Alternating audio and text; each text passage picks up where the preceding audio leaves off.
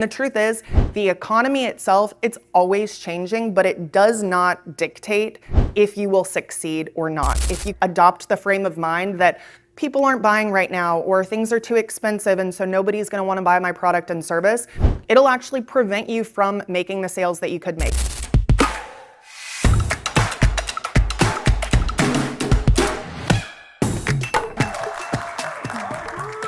With that being said, let's go ahead and get into building a high converting offer and your pricing stack. This is something that I call an insane offer. You want it to be profitable. There's no reason to focus your offers around the things that have the lowest margins. You also want this to be no risk, if possible, to the customer. It needs to be scalable and easy to fulfill. Every new client that you bring on may be another team member you have to bring on, and now you're managing a lot of people, which is also really challenging. You want people to get the result that you are talking about in your offer. So if it does not help them with X, Y, and Z, don't include that in the offer itself, because you might deliver something really amazing. One of the things that I love the most about paid advertising is that it is a math problem.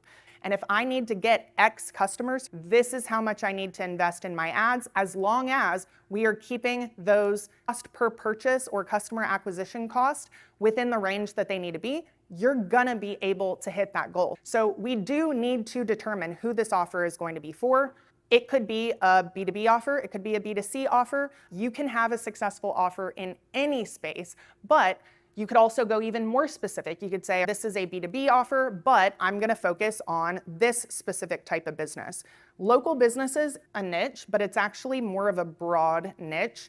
There are a lot of people who do focus on local business owners, myself included, but I will tell you that if you can speak really clearly to the person this is designed for, even if it could work for other people, that marketing message is gonna be a lot easier to cut through the noise and cut through the clutter. Now, when it comes to offers, there are several different types of offers.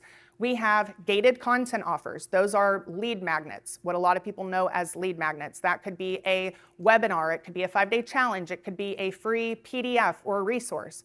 We also have loss leader offers. These are a free or discounted first step. So it is useful in and of itself, but it's incomplete.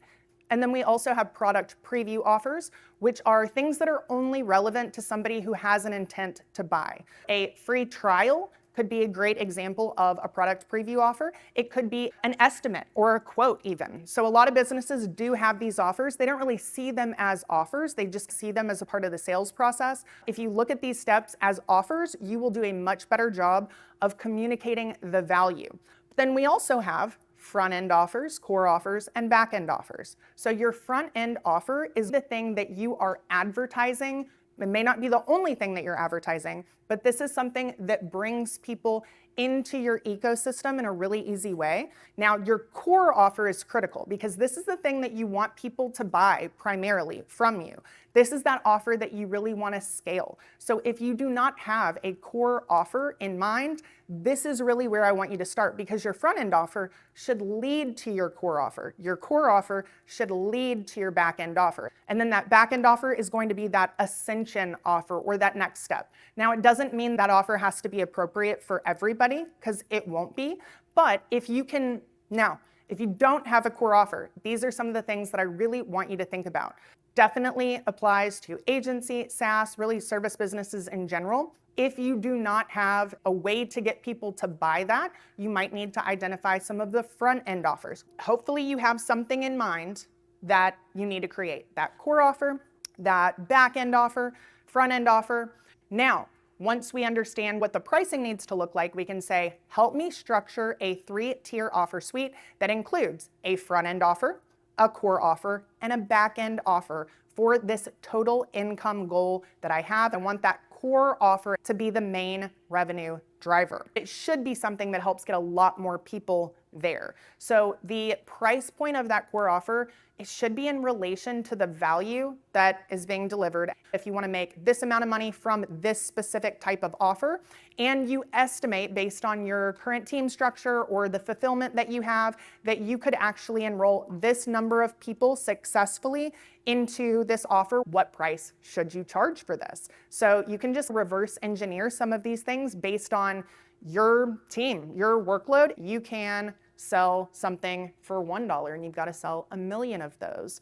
If you want to sell 10, you only need to charge $100,000. It does depend on how many of these things do you want to sell. And typically the higher price point stuff, it's easier because you don't have to sell as many units. And then in terms of your cost and your profit, here's what it costs me per client to actually deliver on this. And that could be a financial cost, that can also be a time cost. This is the profit that you want to make. Help me calculate my minimum viable price and my suggested premium tiers for this specific offer. If you are the business owner, you have to work on your business, not just in your business. Every single hour that you're spending on certain things is taking away time from other things that could be pushing your business forward.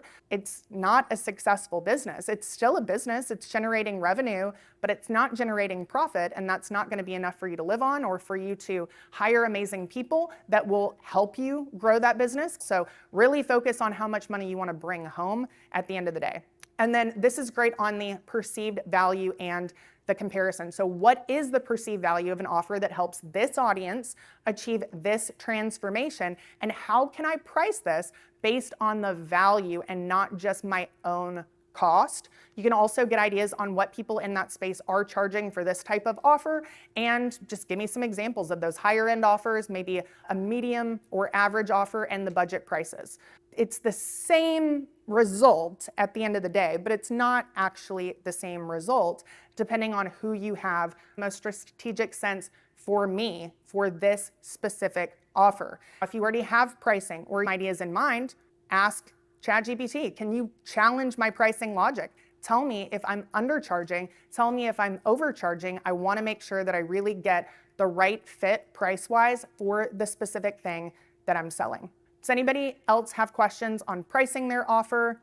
Maybe you've got questions on your offer and you're not sure what elements to include. So in terms of the low ticket offers, we're gonna go into pretty specific detail on that. But ultimately, with anything like that, the goal of the offer, so we talked about the insane offer structure, you want to over-deliver or have something that exceeds expectations. The topic and the specific details of the front-end offer is also very important because that is gonna help you determine if this person's the right fit for something else that you're gonna be able to sell. So risk reversals are ways to reduce the risk for that buyer. This could be a free trial. This could be a money-back guarantee. It could be a satisfaction guarantee. There's a lot of different ways to do that, but if you don't have something like that with your offer, it'd be good to think about it.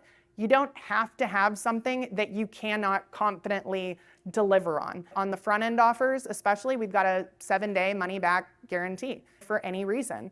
Absolutely, there are people who buy them, go through it, and then still ask for their money back just because they wanted to get it for free. It is what it is. Those aren't the people that you're really going to work with successfully in your other offers, but doing something like that will make it easier for somebody to buy if they perceive that there's very little risk for them at the end of the day. On the higher ticket offers, you've got to really consider what is feasible and what are the parameters of this risk reversal. It doesn't have to be a no questions asked money back guarantee. It could be as long as X, Y, and Z has happened, this is the risk reversal. But definitely adding something like that into the offer is going to make it far stronger than not having one.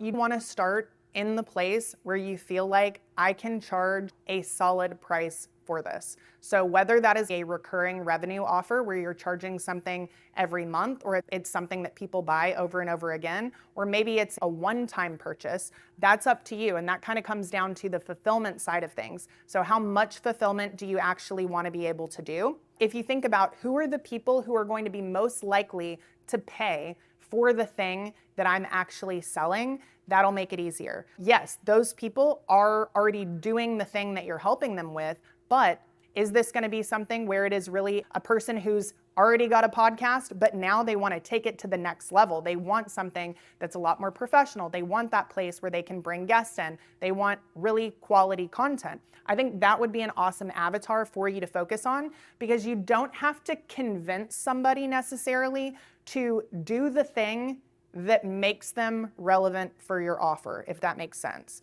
Another example where you are convincing them to do that thing would be having a front-end offer that shows people how to start a podcast.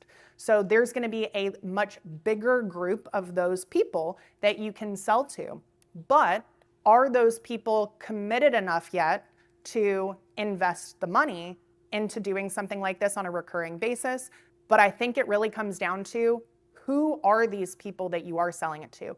Are they existing online business owners or physical in-person business owners who now want to add on this additional form of media to continue to grow their business? Those people likely already have financial resources. If you're trying to sell to people who are unlikely to have the money to buy the thing that you want to sell, you might get great front-end sales, but it's not going to translate into that next offer. So existing business owners, if that's going to be the audience, which I think is a great one, now we have to identify, okay, do these existing business owners have a podcast already or not? The answer could be both, but we need to have different front-end offers that attract those two different groups of people, because those two different groups of people need different things. Somebody who doesn't already have a podcast, it's going to take them longer to be in the position to buy, depending on what you're actually providing. But I think one awesome offer could be, let's help you start a podcast. Here are the things that you need to do, and we'll set it up for you.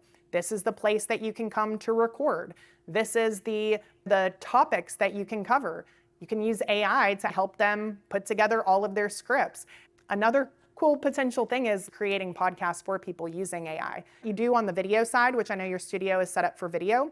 But if somebody wants to start something like that, the time that they would save could be huge. The value that they could get could also be really great, and it's something that would not be difficult for you to fulfill on at all. Is this studio something that you want people to have a membership to, where they can come a certain number of times every month? Do you want this to be something where people are blocking out one day every month, or they just buy whenever they feel like it, essentially? I think having the recurring revenue offer would be great for you. But in order to do that, the people that you are selling to, they've got to be committed to doing it. Otherwise, it doesn't matter. And they also need to not already have that set up. Otherwise, they don't need to come to this studio. One audience is, I have a business already. I want to start a podcast. This is the easiest way for me to do that without having to build a studio, and to make sure that I actually have a great professional presence from the very beginning, because I want this to reflect my brand image. That's an awesome group of people. And then the other group would be, I already have a podcast, but I want to start also putting these videos on YouTube. I want to put these videos on social media. And right now, I'm just recording into my microphone. There is no video with it. And if I did have video, it wouldn't really look very professional. And maybe I want to bring guests that will make my content a lot stronger. So I really like that group of people as well. And I think it really just depends on, is this going to be more of a membership-based thing where you say, this is the number of time slots that we have in a month. This is how long those time slots would be. So this is the maximum number of people that we can actually sell before we're at capacity. If you do it on a case-by-case basis, that could be good, but it's less predictable because you don't know when they're gonna book next. It makes your income harder to predict. I would encourage you to have more of a membership model as a core offer. Your back-end offer could be helping somebody produce and distribute a podcast. For the front end, I also really either the info product, talking about how to start a podcast if you already have a business, or even for people who don't have a business. But in that initial product, it could be online or in person, you need to make sure you're communicating how important the visuals are, how important the video side of things are, so that you get them in the right frame of mind to be more willing to actually purchase this. And also a very simple one is just that free content strategy, free podcast content strategy for a business. They come in person and you're gonna help them execute on the first couple of ideas at a reduced cost so that they get in the door. You have a chance to communicate with them in person, understand more about what they need, especially when you're just starting out. You need as many interactions as you can with the different types of buyers, because that's gonna open up questions that you didn't know they're asking, or highlight different things that you're not considering about who they are as an avatar, and what are some of the things that they're telling you That can actually change the offer that you have based on the real world feedback of the people who are coming in for that loss leader or that front end offer itself. You can just advertise your core offer directly, but at some point you will absolutely have a front end offer and a back end offer, but it doesn't have to come from the beginning. It could come as a result of what people are telling you that they want or need once you start working with them in that core offer.